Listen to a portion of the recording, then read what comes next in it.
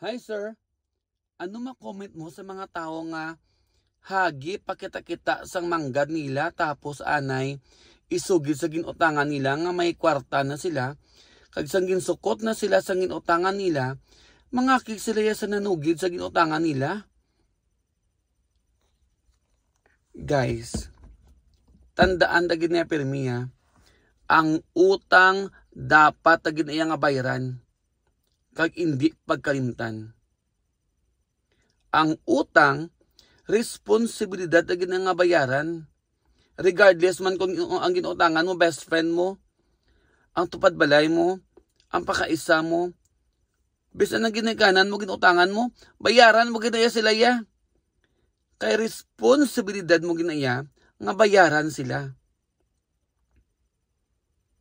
Kag ang ina nga mga tao nga ginutangan mo, pasalamatan mo na sila kay sila na ang mga tao nga nagsulbar sa imo nga mga problema. O sila na mga tao nga nagluwas o nagbulig sa imo sang tion nga nagakinahanglan ka sang kwarta.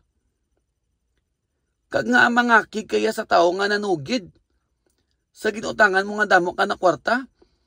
Kay ikaw ang sagi pabalo-balo sa kalibutan nga damo ka na kwarta.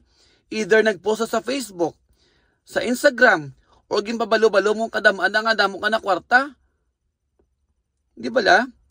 Ang pamangkot ko, pila ka vlog friends mo sa Facebook o sa Instagram, isa lang?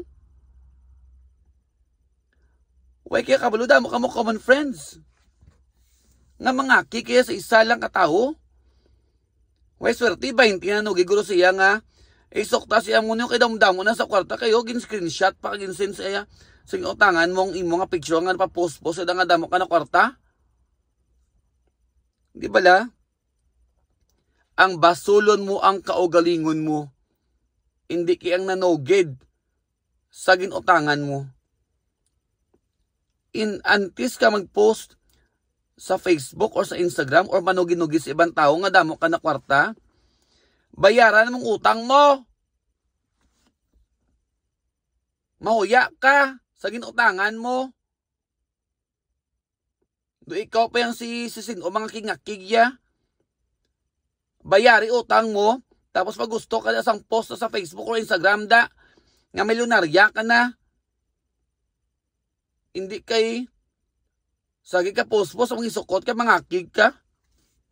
Wala uya. Sa liwat, hindi kaya mangakig sa tao nga nanugid sa ginutangan mo nga damo ka na yung kwarta. Basula ang kaugalingon mo. Kain sindi ka? Kain sindi ka?